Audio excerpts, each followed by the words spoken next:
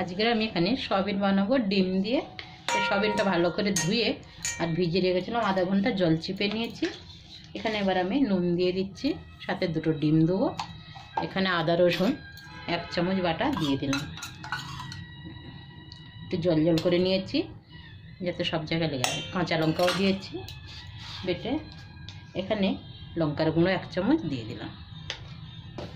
এবার দিয়ে দিচ্ছি হলুদ একটু, দুটো ডিম দিয়ে দেবো।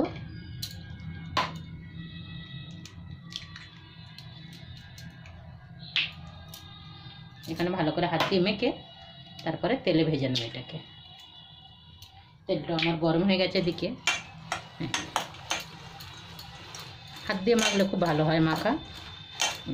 সুন্দর করে এটাকে মেখে নিতে হবে। কড়ার মধ্যে আমি দিয়ে দিয়েছি, এবার ভালো করে এটাকে ভেজে নেব।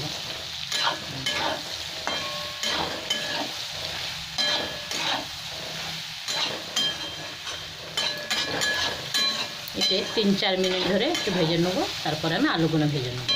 আর একটু তেল দিয়ে এখানে আমার সয়াবিনটা ভাজা হয়ে গেছে। এবার আমি নিচে ঢেলে নিচ্ছি পাতিলাতে। আবার তেল দেবো, কড়াই আর একটু তেল দিয়েছি, তেলটা গরম হয়ে গেছে। এবার আমি আলুটা ভেজে নিচ্ছি। আলুটা আমি বড় বড় করে কেটে দিয়েছি।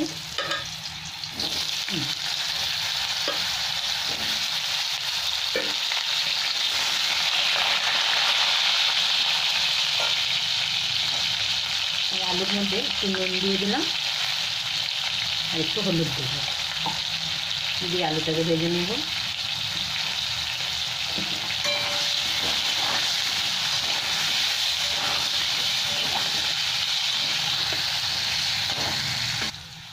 এখানে আমার আলু ভাজা হয়ে গেছে, এখানে উঠিয়ে নিচ্ছি।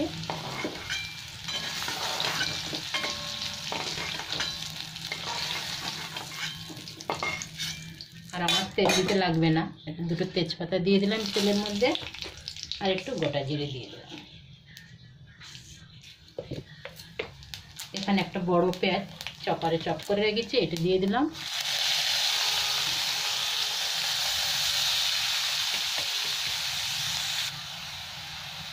এখানে আমার আদার পেঁয়াজটা তো ভাজা হয়ে গেছে। এবার আমি আদা রসুনে দিয়ে দিলাম একটা বেটে রেখেছিলাম। একটু পেঁয়াজের সাথে ভেজে নেবো ভালো করে।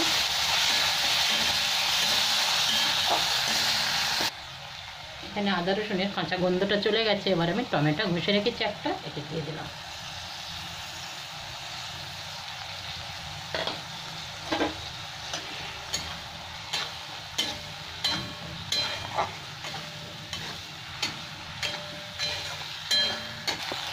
এখানে আমি এক এক করে এবার মশলা দিয়ে দিচ্ছি। একটু দিয়ে দিলাম হলুদ, এখানে জিরে ধনের পাউডার দিয়ে দিলাম 2 চামচ, একটু কাশ্মীরি লঙ্কার গুঁড়ো 1 চামচ দিয়ে দিলাম। অল্প একটু জল দিচ্ছি, মশলাটা ভাজা হবে।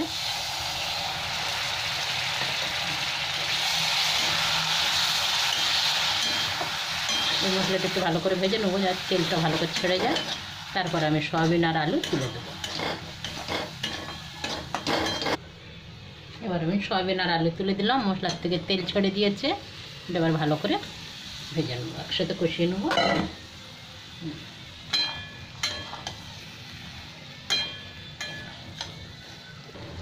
এখানে আমার সয়াবিনটা খুব ভালো কষা হয়ে গেছে। এবার আমি গরম জল দিয়ে দিচ্ছি।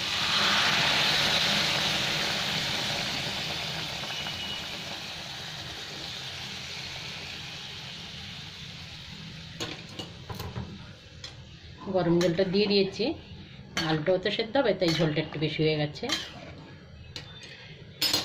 এবার আমি এটাকে ঢাকা দেবো গরম মশলা দিয়ে, আর ঢাকা দিয়ে দেবো।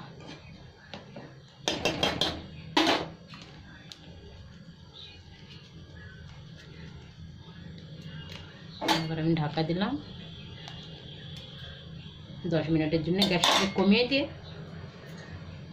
আর আমি ঢাকা দিচ্ছি। এবার 10 মিনিট এখন আস্তে আস্তে হবে। 10 মিনিট হয়ে গেছে, আমি খুলে দেখছি এবার। ঝোলটাও আমার কমে গেছে, আলুও সেদ্ধ, একদম সেদ্ধ হয়ে গেছে, খুব সুন্দর সেন্ট আসছে একটা। আজকের হয়েছে যে এরকম চিকেনের ঝোল একটা পাতলা। এবার আমি গ্যাসটা বন্ধ করে দিলাম।